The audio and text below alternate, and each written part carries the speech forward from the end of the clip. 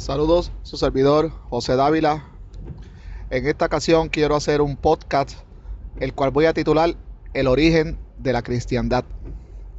El origen de la cristiandad. Bueno, para comenzar con este marco de información, voy a retocar un poco la historia de Judea desde aproximadamente 300 años antes de Jesucristo. Cuando digo Jesucristo, utilizo ese término no desde la óptica de la fe. Obviamente quienes me conocen saben que no soy creyente, sino lo hago desde la óptica mundial, ya que se ha puesto como parámetro para dividir el tiempo a Jesucristo y no se puso a Buda o alguno otro, sino se puso a Jesucristo, el tiempo que supuestamente vivió, para separar el tiempo antes y después de este personaje. Bueno, vamos a hablar un poco de qué sucedió en Judea, en Israel, 300 años antes de la supuesta vida de Jesucristo, o de Yeshua, como se le conocen en los círculos judío-católicos. Y no se ofendan aquellos que les llamo judeo-católicos. Yo sé que a muchos de ustedes no les gusta ese término y prefieren judeos nazarenos, judeos narratín, judíos mesiánicos, pero la realidad es que son judeos católicos. Se sirven del Nuevo Testamento, de los cánones católicos, y en base al canon católico es que tienen puesta su esperanza y su fe. Entonces, desde esa perspectiva, llámese como se llame, usted es un católico. Bueno, dejando eso claro, vamos entonces a explicar qué sucedió en Judea 300 años aproximadamente antes de Jesucristo. 300 años antes de Jesucristo llegó a la escena histórica Alejandro Magno. Alejandro Magno fue un gran conquistador, el mayor conocido en la historia. Conquistó gran parte del mundo antiguo, y entre sus conquistas, Israel y Egipto eran parte del botín. Por lo tanto, desde 300 años antes de Jesucristo, las cosas en Israel comenzaron a cambiar. Bueno, no comenzaron a cambiar, sino que siguieron evolucionando. Vamos a decirlo así, vamos a utilizar la palabra evolución, me encanta esa palabra. ¿Y por qué digo que siguieron y no digo comenzaron? Porque antes que esto, ya Israel había padecido por unos cambios y era bajo el dominio de los persas. Y anterior a esto, bajo el dominio de Babilonia. Por lo tanto, cualquier conciencia colectiva judía se había perdido antes de la dispersión de Babilonia. Luego de la dispersión de Babilonia nace el judaísmo tal como lo conocemos hoy, con sus textos y todo, pero de eso no voy a hablar en esta ocasión. Ya he hablado de eso en otras ocasiones. Comienza una nueva conciencia colectiva como pueblo después de la dispersión de Babilonia, bajo el dominio de los persas, bajo la influencia de los persas, bajo el apoyo y el respaldo de los persas. Luego de los persas como bien les dije, llega Alejandro Magno, tiene la famosa guerra con el rey Darío, la cual el rey Darío de Persia pierde, y Alejandro Magno se hace con el botín de guerra y se hace el nuevo señor de prácticamente todo el Mediterráneo, excepto las Indias, la India, excepto la India. Bueno, ¿qué es lo que comienza a suceder cuando Alejandro Magno entra en escena en la historia de Israel y en la historia de Egipto, en toda la historia del Mediterráneo? Pero vamos a concentrarnos en Judea, en Israel. Bueno, comienzan a haber unos cambios que, ¿cómo les diría? Personas como nosotros los puertorriqueños los podemos entender muy bien. Cuando digo que nosotros los puertorriqueños los podemos entender muy bien, me refiero a cómo fue el cambio cuando los Estados Unidos se hacen de Puerto Rico como botín de guerra. O sea, cuando pasamos de las manos de los españoles hacia los Estados Unidos. Ahí comienza un cambio olímpico, podríamos decirlo. Un cambio de 360 grados. Ya entonces empezamos a comenzar a perder el acento español, la influencia de la madre España, y comenzamos, y esto es algo que pasa paulatinamente de generación en generación, comenzamos entonces a adquirir entonces un acento propio, influenciado por los Estados Unidos, por los anglicismos. Empezamos a pensar como los de Estados Unidos. Hasta la dieta alimenticia se ve influenciada por la dieta norteamericana. O sea que razonamos, pensamos como los americanos, y la conexión que teníamos con España se fue perdiendo poco a poco. Bueno, lo mismo sucedió con Israel. Al llegar los griegos tenían una cultura muy sólida, eran politeístas, tenían muchos dioses, pero tenían un Dios supremo, un Dios todopoderoso, llamado Zeus, Dios de dioses. Todos estos conocimientos empiezan a ser asimilados por los judíos, ¿verdad? De Judea, de Israel, los cuales ya estaban de cierta manera dudando de la existencia del Dios de sus antepasados, el Dios que fue importado a Israel por Nehemías y Esdras. Léase Nehemías y el libro de Esdras y podrá sacar sus propias conclusiones de lo que estoy hablando. Ya los judíos se preguntaban dónde está este Dios todopoderoso al que llamamos Yahvé o Jehová, algunas personas le llaman Jehová. ¿Dónde está este Dios que no nos defiende de los persas, que no nos da independencia? ¿Por qué este Dios es tan débil en comparación a los dioses paganos? Bueno, cuando digo paganos, lo digo porque aunque soy ateo, soy judío. Y para los judíos, cualquier nación que no fuera judía, cualquier persona que no sea judía, es un pagano. No es un término despectivo como las personas quieren hacerlo ver.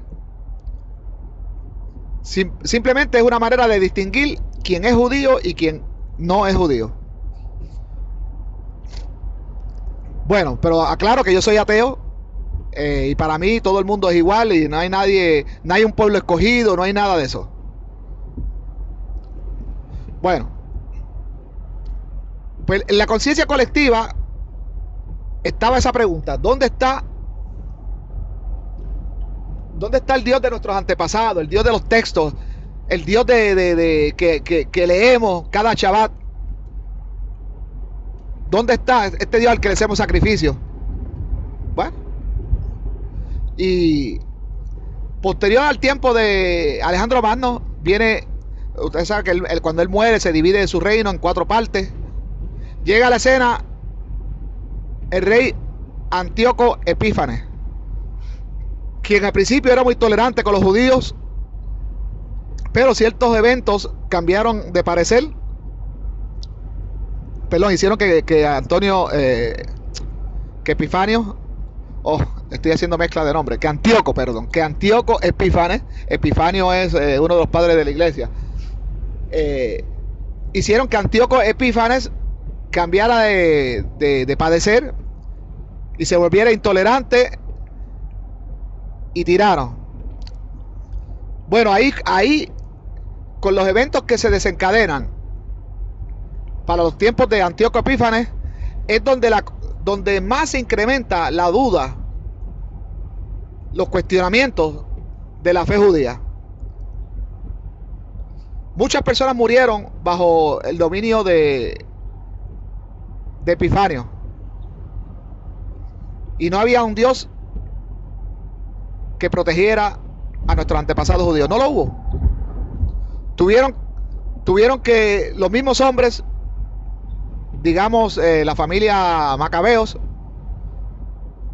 tomar la justicia en sus manos antes de que el pueblo se extinguiera y ponerle freno a la situación. Freno que fue temporal. Lograron una independencia, valga la redundancia, temporalmente, hasta que llegó a la escena el general Pompeyo. El general Pompeyo era romano. Entonces ahí cambia de bando, vuelve otra vez Israel a pasar entonces de manos de los griegos a los romanos. Pero entre los romanos y los griegos había mucha similitud. Los romanos eran muy tolerantes y absorbían muchas de las cosas de los territorios conquistados. Los romanos asimilaron muchas cosas de los griegos, inclusive sus dioses. Lo que hicieron fue que le cambiaron los nombres a Zeus, le cambiaron el nombre a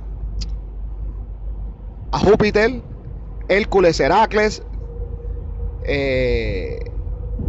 y así un sinnúmero de dioses del Olimpo fueron asimilados por los romanos y le cambiaron el nombre. Bueno, toda esta historia que hoy contamos hace, ¿verdad?, ya 2300 años después, toda esta historia estaba fresquecita en la conciencia judía. Los judíos sabían todas esas cosas, sabían que el rey Antíoco había querido sacrificar o sacrificó a Zeus en el templo de Jehová y que nada pasaba. O sea que conocían de Zeus, conocían de Hércules. Los judíos conocían toda la mitología.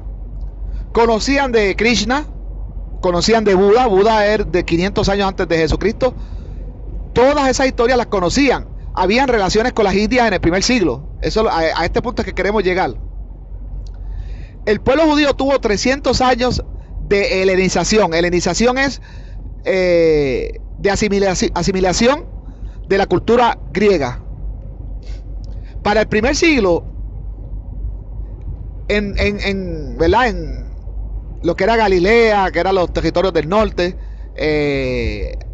acá en el sur, Judea, Jerusalén, bueno, en fin, en todo Israel ya se hablaba más griego que el mismo arameo,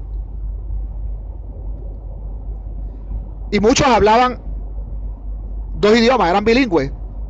¿Por qué? Porque para subsistir en aquellos tiempos el comercio era muy importante. De hecho, historiadores afirman de que para el primer siglo vivían más judíos fuera de Israel que en el mismo Israel. Igual a la historia de Puerto Rico, y vuelvo a hacer el comentario, igualito. En Puerto Rico viven, bueno, ya no son 4 millones, ahora ha bajado porque ha habido una alta inmigración hacia los Estados Unidos y hacia otras partes, hacia países vecinos como República Dominicana. Ahora deben de quedar como 3.500.000 habitantes en Puerto Rico, pero más de esa cantidad viven nada más en el estado de la Florida y en estados como Nueva York, Pensilvania, New Jersey, California, Texas. Entonces es bien comparativo lo que, ¿verdad?, la situación de Puerto Rico actual, el Israel del primer siglo. Los judíos tuvieron que emigrar por cuestiones de trabajo. Ellos se dieron cuenta de que eso de que Dios te va a proveer y que las bendiciones de Deuteronomio 28 o de Barín, como se conoce en hebreo, todo eso era pura mitología, pura leyenda, pura mentira. Y ellos sabían que se tenían que valer por ellos mismos para poder subsistir. Muchos tuvieron que abandonar Israel. Muchos se concentraron en Alejandría, Egipto, donde estaba la gran biblioteca que había mandado a hacer el rey Ptolomeo. Pues bien,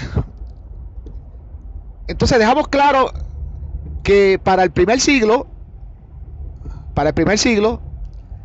ya Israel estaba totalmente helenizada. Los sacerdotes del templo ya no eran basados en la Biblia, sino eran impuestos por Roma.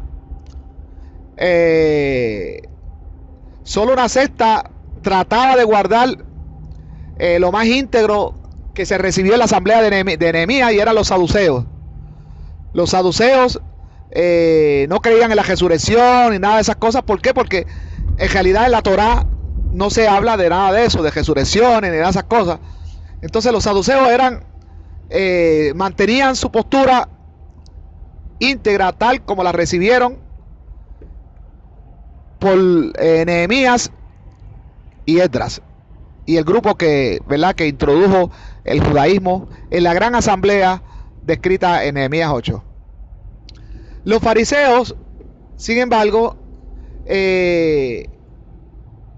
esenios y gnósticos, eran judíos bien helenizados, bien griegos.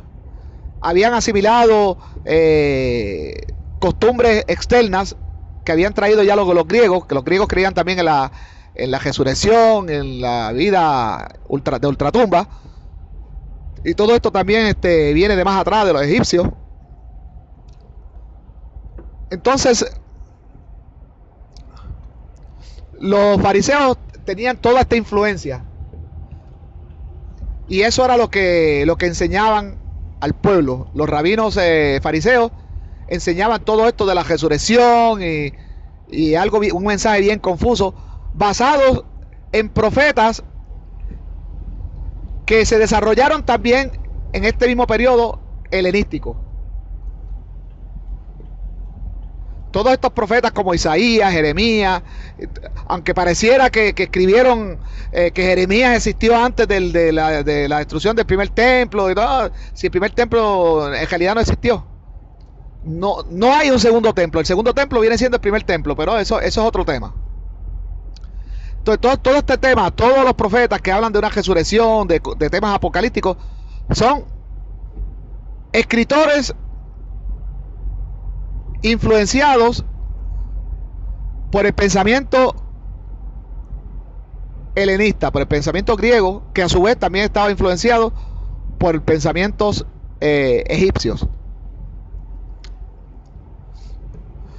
Bueno, así poco a poco es que van haciendo la idea de la cristiandad, la necesidad que hay en el pueblo de cambiar, de abandonar la fe que era vana, la fe judía,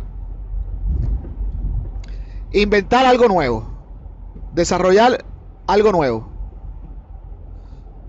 En otras palabras, la cristiandad, aquellos que escribieron y que promovieron, hicieron proselitismo para que se diera a cabo la cristiandad que vemos hoy en día, que jamás fue el sueño de, ¿verdad?, de esos grupos. Estas personas pensaban que el mundo se iba a acabar en un tiempo cercano a ellos, quizás una generación más. Ellos jamás se imaginaron que la cristiandad iba a llegar a lo que ha llegado hoy en día. Simplemente eran grupos con un pensamiento distinto y lo plasmaron por escrito. Ahora vamos a ver cómo nace la cuestión de Jesús de Nazaret y toda esta historia basada en simbolismos paganos y en otros mitos. Los que escribieron esto, probablemente algunos de ellos como Mateo bueno, no Mateo, sino el autor del libro que se le llamó Mateo, ¿verdad?, que la Iglesia Católica le llamó Mateo, pero en realidad es anónimo. Todos estos autores son anónimos. Estos nombres son la Iglesia que se los dio. Por eso es que le digo que los judíos mesiánicos, como se autoproclaman, son judíos católicos. Católicos. Ellos todos se basan en toda la tradición católica. Bueno, pues el libro de Mateo, que los judíos mesiánicos le llaman Matillahu. Pobrecitos, pobres ingenuos.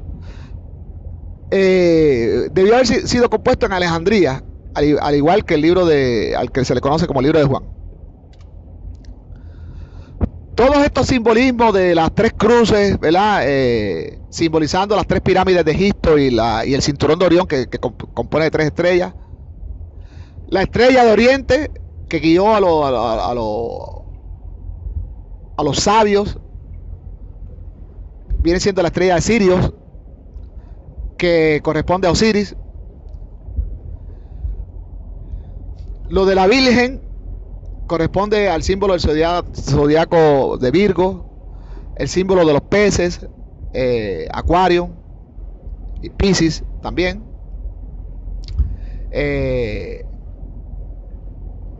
Esto cuando Jesús supuestamente le dice a uno de sus discípulos, ve a la ciudad y cuando encuentres un hombre con un cántaro de agua, eso del hombre, ¿verdad?, del cántaro de agua también es un símbolo del zodiaco babilónico. La cuestión de los 12 discípulos, esos son las 12 constelaciones. Jesús es la luz del mundo, el sol. La cuestión de la corona de espinas en la cabeza, en realidad son los rayos del sol. Entonces todo es una simbología. En realidad Jesús, el personaje de Jesús, es un personaje creado con una compilación de toda la simbología pagana y la mitología pagana. Este asunto, ¿verdad?, que leemos en el Nuevo Testamento de que Jesús, ¿verdad?, nació de una virgen. Esto no es nuevo, esto no es una innovación ¿verdad?, de los escritores del Nuevo Testamento. Esto es, por todo lo contrario, esto es evolucionar historias ya preexistentes. Por eso fue que quienes leyeron estos textos a principio de la cristiandad no lo encontraron como nada extraño ni nada maravilloso, y por eso tuvo éxito al principio, porque en realidad estos textos fueron escritos en griego, fueron escritos para un público de mente helenista, de mente griega, y sabemos que el que hablaba griego, el lenguaje no solo trae una manera de expresarse o hablar, el lenguaje trae todo un paquete de cosas, como la cultura, historia, todo eso está envuelto en el mismo paquete del lenguaje. Y aquel que sabía hablar griego y sabía escribirlo, sabía la historia de Zeus, de Mitra, de Hércules, sabía toda la mitología. Inclusive en el libro de Hechos, vemos que sí los autores sabían de toda la mitología. Vemos a Pablo en Atenas Ahí se menciona también a la diosa Artemisa de los Efesios. O sea, estos autores sabían de la mitología y de todos estos personajes crearon a Jesús. Y no solo de la mitología pagana, sino de la propia mitología judía, de la misma mitología interna. Por ejemplo, cogieron para hablar con evidencia, cogieron el personaje de José el hijo de Jacob, que también los 12 patriarcas también es algo del horóscopo y del zodiaco babilónico.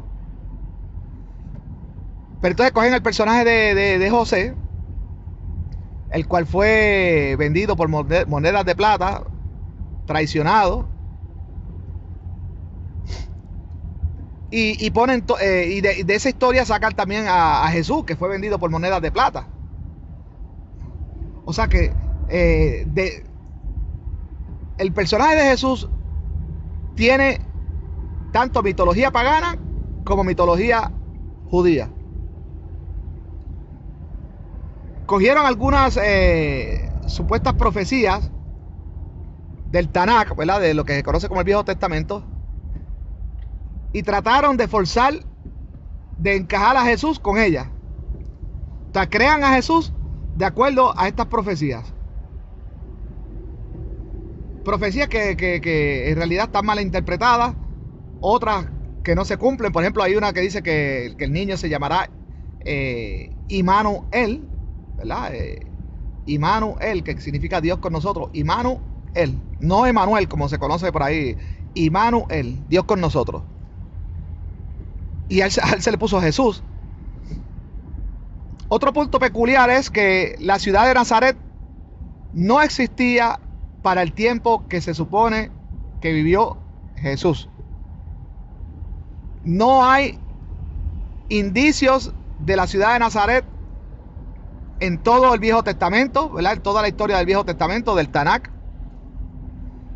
No hay registros de la ciudad de Nazaret en el primer siglo. Ningún historiador menciona esa ciudad. Y mire que Flavio Josefo estuvo por esa área, ¿verdad?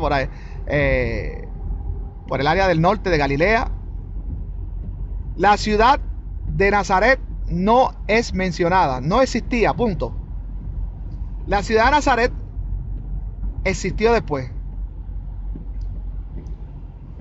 Por lo tanto, quienes escribieron estos textos los escribieron para el tiempo que ya existía esta ciudad. Esto estamos hablando de un periodo quizás 100, 150 o hasta 200 años después del tiempo de Herodes. Y cuidado que no 300. Por lo tanto, el nacimiento de todas estas escrituras nacen para el tiempo, casualmente, del emperador Constantino.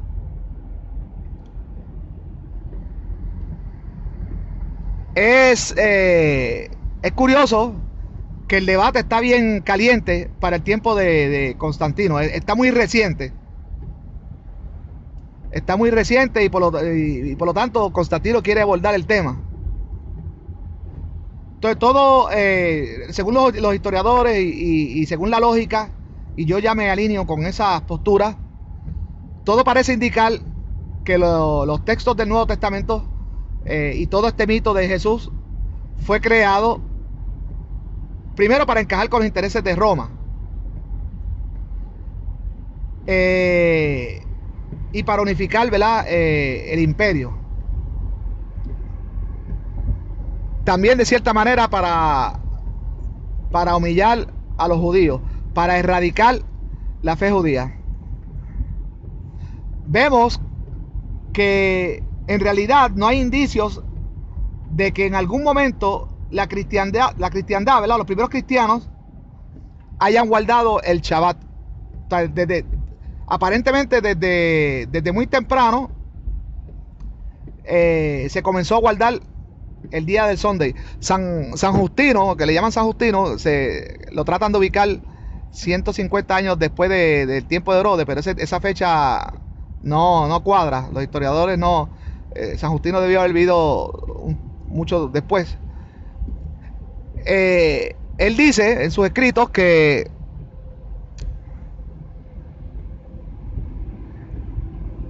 ya para su tiempo ya los cristianos guardaban el Sunday, el día del sol, el adorado día del sol. Entonces por eso la cristiandad como tal, el personaje de Cristo, la luz del mundo, el alfa y el omega, ¿verdad? El alfa y el omega, que era un nombre, un título también que se le conocía a Mitra y a otros como Dionisio, Atis, Adonis, Krishna, otros semidioses con historias similares a la de Jesús, muy similares: Osiris, Horus, Zoroastro. En fin, toda la historia de Jesús está llena de plagios. Esto de que murió y resucitó al tercer día, esto no es nada innovador. Ya esto lo habían hecho otros antes que él. Quienes escribieron esto sabían de todas esas historias y la plasmaron, crearon un personaje que tuviera, de cada uno de estos personajes mitológicos, que tuviera un aspecto, y crearon un superhombre que se adaptaba a los intereses romanos. Porque si usted ve, en todo momento en el Nuevo Testamento se habla de un Dios como genérico. No se habla de Yahvé, no se habla de Jehová. En todo momento se está hablando de un Dios genérico. ¿Para qué? Para que encaje con los griegos, con aquellos que iban a leer el Nuevo Testamento. Aquellos que leían el Nuevo Testamento pues tenían un Dios supremo, Zeus. Probablemente en Grecia no le llamaban Zeus, simplemente le llamaban Dios. Y es por eso de que el Nuevo Testamento, siempre que se refieren, se habla de Dios o el Padre. Otra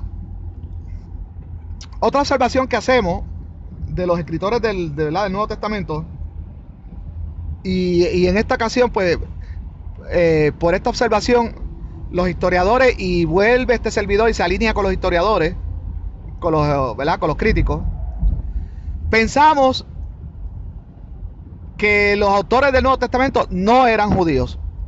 Probablemente eran historiadores griegos, historiadores parecidos al historiador griego Herodoto, que conocía muy bien de la cultura egipcia, porque la visitó y estuvo por allá. También conoció a Babilonia. Entonces pensamos que los autores del Nuevo Testamento, de los evangelios, no eran griegos. ¿Cómo lo sabemos? Primero, que siempre se refieren a los judíos como tercera persona. No hablan como, por ejemplo, hablan refiriéndose a que Jesús subió a Jerusalén para el tiempo de la Pascua. Lo dicen de esta manera: y Jesús subió a la fiesta de los judíos. A la fiesta de los judíos. No a la fiesta nuestra, sino a la fiesta de los judíos. O sea que sabemos que entonces estos textos no fueron escritos ni por judíos ni para judíos, sino para griegos. Para griegos que iban a estar familiarizados con, como bien les dije, con estos mitos, y que los iban a aceptar sin ningún problema. De hecho, hay cartas de los primeros padres de la iglesia, donde se les dice a todas estas comunidades que no, aceptando que no proponían nada nuevo, sino que proponían algo de lo que ya ellos estaban acostumbrados, y que lo aceptaran. Entonces así fue, lo aceptaron. El gran éxito que tuvo el cristianismo no fue la fábula de la historia, ¿verdad? La esencia de la historia de Jesús. No, ya eso, ya ellos estaban acostumbrados a semidioses, hijos de dioses, que nacían de vírgenes, que hacían milagros, que caminaban por agua, que tenían 12 discípulos, que morían y resucitaban al tercer día, que si el infierno, que si el maligno, que si el Hades. Todo eso ya ellos estaban muy acostumbrados. Los griegos sabían todo eso. en la mitología de ellos ya eso estaba muy impregnado. El éxito del cristianismo fue la ayuda comunitaria, la seguridad social que proponía el cristianismo. El cristianismo vino con unos elementos nuevos de ayudar al pobre, reunirse y compartir en comunión la comida, de que todo fuera de todo el mundo. Entonces eso resolvió muchos problemas de los griegos que eran pobres, que tenían problemas que podían ser solucionados con este sistema. Y ese fue el éxito glamoroso del cristianismo. Aparte de, ¿verdad? del proselitismo que se hizo. Aún el personaje de Pablo de Tarso se ha puesto en duda. El personaje de Pablo de Tarso también se ha puesto en duda si en realidad existió o no existió. Pero si existió, si en realidad existió, también el éxito del cristianismo tiene un crédito, ¿verdad?, con el nombre de Pablo de Tarso, a quien se le acredita, ¿verdad?, el haber llevado este mensaje a las iglesias. Aunque el mensaje de Pablo de Tarso es de un Jesucristo inventado por él, que no concuerda con los evangelios, y él omite citar a Jesucristo en sus cartas, ¿verdad? Y en su bueno, en sus cartas, ¿verdad? Porque lo que sabemos de él es en sus cartas. Lo que él dijo o no dijo en persona, eso lo desconocemos. Pero por medio de las cartas que se le atribuyen al personaje, sabemos que el Pablo de Tarso no conoce muy bien de los evangelios. Bueno, es así como comienza la cristiandad, con un mito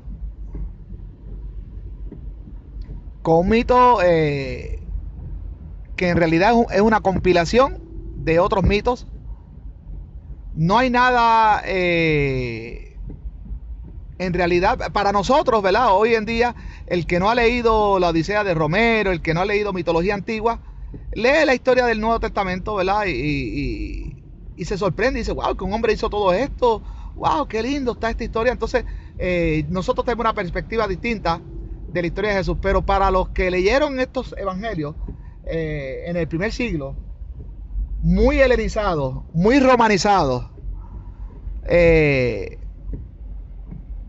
esto no era algo nuevo, no era nada innovador, no era algo a lo que se pusiera a dudar. Ahora nosotros dudamos de todo lo que leemos, porque con tanta información, ¿quién va a creer que un hombre que camina por encima del agua, o que alguien multiplicó un montón de 2 peces y que comieron todo el mundo? Eso de los peces también tiene que ver con, ¿verdad?, con el zodiaco. No, ya nadie cree en eso. Bueno, perdonen, sí, me equivoco. Hay 2.000 millones de cristianos que creen en eso, lamentablemente, vergonzosamente. Pero creen porque no lo cuestionan. Lo creen por fe. Hace 2.000 años atrás, los primeros lectores, los lectores de primera mano de estos evangelios, no lo dudaron, no por cuestión de fe, sino porque ya estaban acostumbrados a este tipo de historias. Ellos tenían sus propios semidioses con historias similares a las de Jesús, que no les extrañaba. A nosotros nos extraña porque para nosotros esto es una historia única. Y uno dice, wow, de verdad wow, Jesús, wow.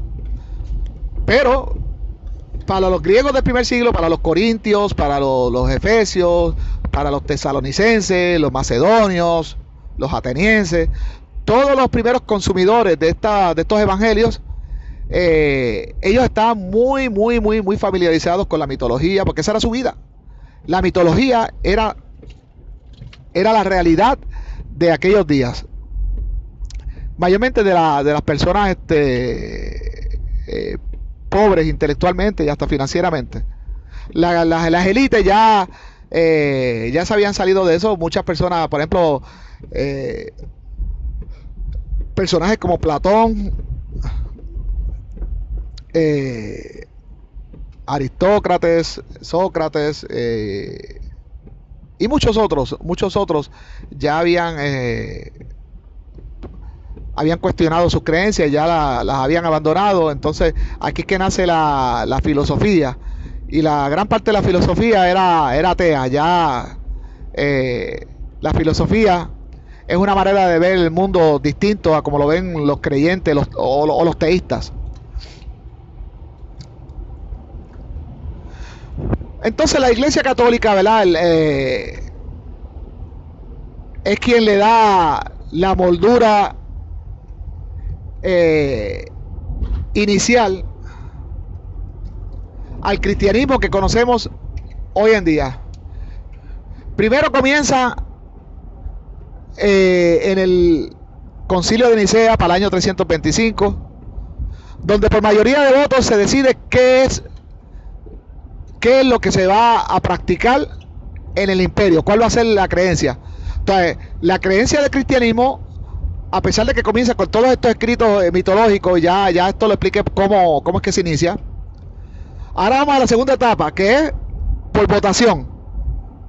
Ahora, de todo eso que está escrito, ahora hay que votar por las distintas interpretaciones, y la que salga victoriosa, esa va a ser la fe de todo el mundo. No es algo que la gente cree, no es algo que la gente vio, no es algo que la gente tuvo una experiencia y basados en eso es la creencia. No, la creencia del cristianismo ya en esta etapa se basa por mayoría de votos. En este concilio, por mayoría de votos, se pusieron sobre la mesa varias posturas: la ariana, la tertuliana y otras. Estamos hablando que para este tiempo había muchos textos, muchos distintos cristianismos. La mitología era aún más agresiva que ahora. Habían escritos con... Si usted ve que el Nuevo Testamento tiene mucha mitología, eso no es nada. Yo he tenido la oportunidad de leer los apócrifos, los que existen hasta el momento, y la mitología es peor todavía. Hay más milagros, más cosas absurdas, y muchas de ellas las quemó la Iglesia Católica. Pero para el Concilio de Nicea todo eso estaba íntegro, estaba intacto. Había muchos tipos de cristianismo. El Jesucristo, el mito de Jesús para el Concilio de Nicea era tremendo. Había muchas versiones de Jesús. Entonces en el Concilio de Nicea, entre todas esas versiones, se dice que pudieron haber más de 80 tipos de Jesús distintos. Se escogió uno. Se escogió un pensamiento. Una escuela de pensamiento fue la que venció en el Concilio de Nicea. Entonces, de ahí pasamos a la próxima etapa. Después que desaparece, ¿verdad?, que el Imperio Romano cae, y que la Iglesia Católica, ¿verdad?, la parte religiosa, entonces tiene dominio en toda Europa. Es decir, cae el imperio militar romano, pero surge el imperio espiritual romano, un imperio que todavía impera. Está peligrando ahora con el Islam, pero que es otro invento que podemos hablar en otra ocasión. Pero todavía el sistema romano influye en todo el mundo, desde el calendario romano, números romanos. En la ciencia vemos cómo los espécimen y todo lo que se encuentra se le ponen nombres romanos, en latín. Entonces está bien, el mundo está bien romanizado. Pues entonces vienen los concilios, los distintos concilios donde se hace el canon, donde se dice, bueno, este libro sí, este no, este libro sí.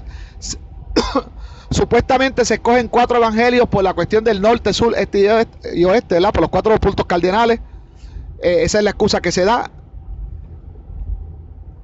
Dice la iglesia que se escogió esos 4 porque eran los más antiguos. Bueno, esa es la excusa que tienen. Ellos quemaron todo el resto. Y todo el que tuviera algún otro texto era considerado hereje, y lo quemaban y quemaban sus libros. Bueno, el catolicismo dio forma a ese cristianismo, a ese Jesucristo, y ese es el cristianismo que venció, el que vemos hoy en día. Después los protestantes dejaron a un lado, ¿verdad?, el catolicismo, pero entre comillas, porque aún así siguen siendo católicos, igual que los judeos mesiánicos, como le llaman, siguen siendo católicos. ¿Por qué? Porque se sirven de todos los concilios, de todo esto que hemos retocado aquí en este podcast. De todos los concilios, ¿qué es lo que hacen los judíos mesiánicos? No, que ahora dice que guardan el Shabbat porque los primeros cristianos guardaron el Shabbat. Ustedes no tienen evidencia de eso.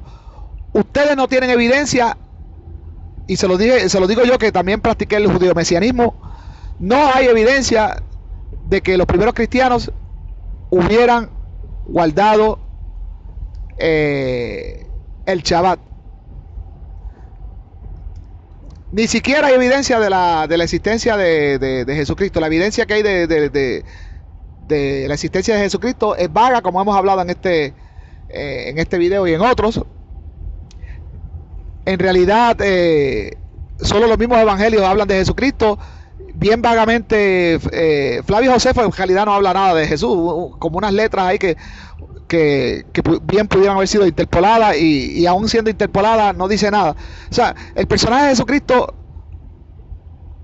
no se puede probar, menos se puede probar cómo eran los primeros cristianos. Lo que sí sabemos es que guardaban el domingo, que guardaban la fiesta de Easter. Ellos no guardaban la Pascua judía. Bueno,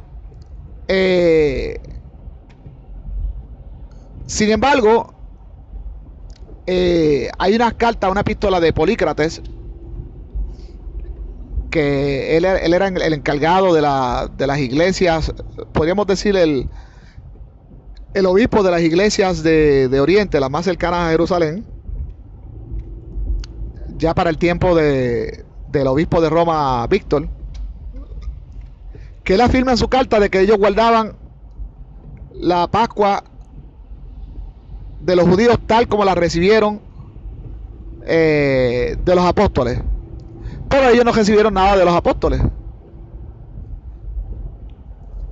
Así que es muy probable que estas iglesias de Polícrates hayan sido, sí, tocadas por algunos judíos, que hubiera una mezcla ahí entre judíos y griegos. Bueno, pero estas epístolas, aquí a veces también tenemos que usar un poquito de fe, porque la situación es que estas epístolas yo no las he tenido en mis manos. Estas son epístolas que dice la tradición que existen. El contenido de estas epístolas, bueno, se promueve, ¿no?, por las distintas fuentes católicas y por el internet, pero la realidad es que no existe una carta original de Polícrates. Entonces, todas estas cartas hay que ponerlas en duda mientras uno no las tenga, no vea la antigüedad de ellas y pueda analizarlas. En fin, lo que sí tenemos evidencia es de que la cristiandad desde el principio comenzó a guardar voluntariamente el día del sol, el Sunday. No, el Sunday no fue impuesto, como muchos quieren ver, fue algo voluntario, igual que lo vemos hoy en día.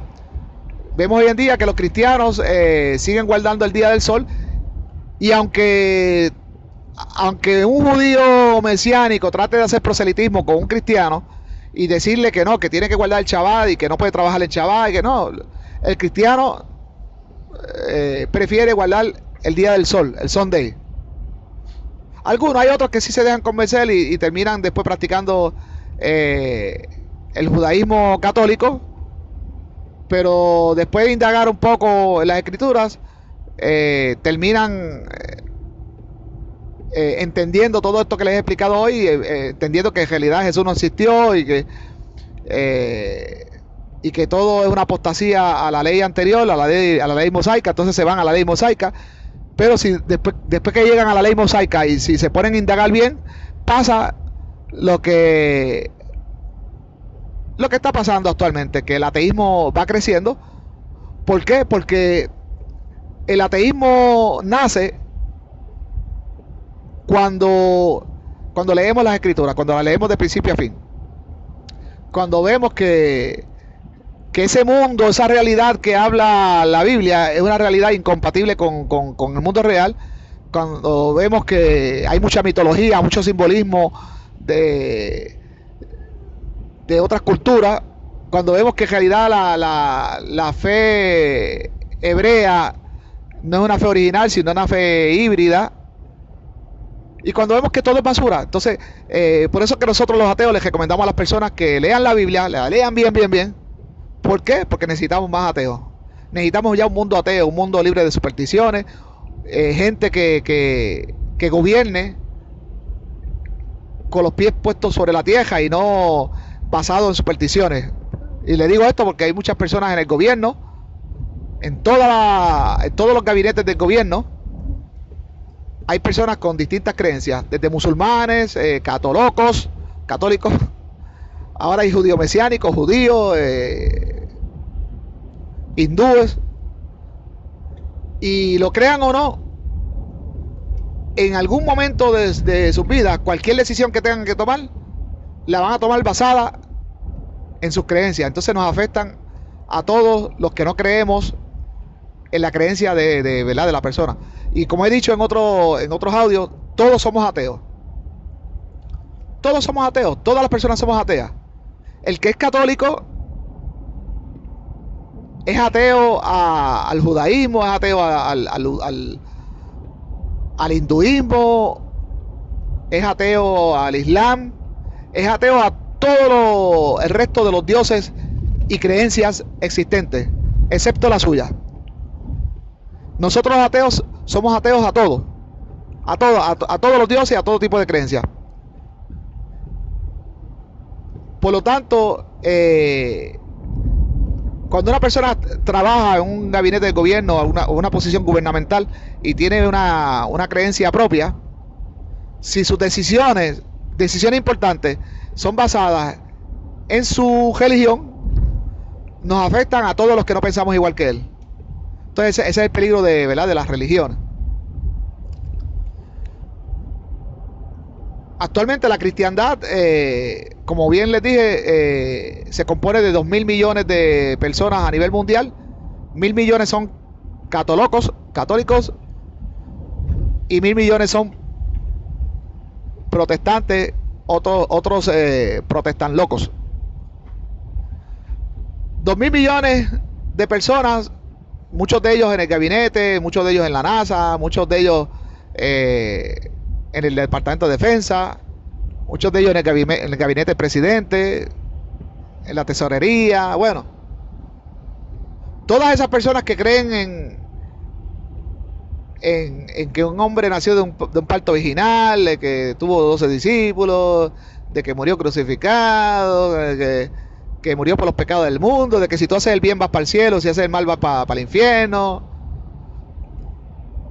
Todas esas personas que creen eso están en posiciones del gobierno y toman decisiones basadas en sus creencias y nos afectan a todos nosotros. Bueno, he cumplido, ¿verdad?, el objetivo de este audio, ¿verdad? Y el título que le puse de El origen de la cristiandad. Eh, Esto es más o menos un resumen. Hay mucho más que se pudiera hablar. Solo les exhorto a ustedes, ¿verdad? Que me están viendo, si son mi familia, o amistades, o conocidos o desconocidos, indague, haga su propia asignación. Yo la hice. Me he informado para hacer todos estos videos, estos audios. No disparo balas al aire por disparar. Estoy muy documentado. Si mi manera de expresarlo no es la mejor, sepa que yo no soy un profesional para hablar con profesionalismo. No soy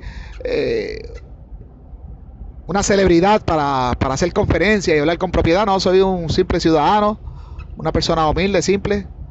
Apenas ni terminé mi bachillerato. Así que hago lo mejor que puedo para compartir la información que he obtenido. Y para discutir sobre cosas teológicas no hace falta tener doctorado ni nada de eso, porque quienes escribieron la Biblia y, y todos los textos de las religiones antiguas eran personas ignorantes, personas sin ciencia, personas con menos conocimiento que la que tenemos nosotros. Entonces, perdón, desde esa óptica me siento en una posición ventajosa de hablar de estos temas y de discutir las creencias de personas que son más ignorantes que yo, personas que ignoran la información que yo manejo. Así que disculpen, ¿verdad?, si mi manera de expresarme no es la correcta. A veces, como me ha dicho mi esposa, ella es hondureña, yo soy puertorriqueño. Ella me dice de que nosotros, desde el principio que nos conocimos, ella me dice que una cosa que no le gustaba de nosotros los boricuas, no que no le gustaba, porque bueno, ella se enamoró de mí, pero que una observación que ella hacía era de que nosotros los boricuas nos comemos la R. Y sí, yo me he dado cuenta de eso. A veces yo escucho mis propios audios y veo por ejemplo, cuando digo la palabra cerebro, a veces cuando estoy desconcentrado, digo como celebro con L. Entonces, en muchas ocasiones la R no le doy el sonido que debo darle. No es solo un problema mío. He escuchado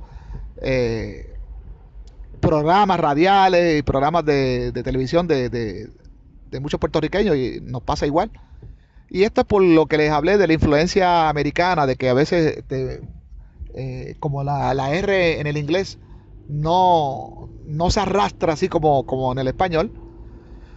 Pues nosotros estamos en un proceso de mucha influencia del lenguaje inglés en Puerto Rico, y en esa transición pues vamos perdiendo como que ese sonido. Esa es la excusa que doy, de verdad no tengo otra. Quizás tenga algún frenillo, algo, no sé. Pero quiero dejar claro para todos mis oyentes, no soy una persona, un profesional, no tengo un doctorado en lo que estoy hablando, solo soy una persona informada, con deseos de compartir, ¿verdad?, toda esta información que les comparto. Bueno, sin más, una vez más me despido de ustedes. Creo que he cumplido mi cometido de hablar sobre el origen del cristianismo. Si les gustó este audio, por favor compártanlo. Hay algunos audios y videos más en mi canal. Yo los he puesto todos en un playlist, el cual titulé Ateísmo Blasfemo.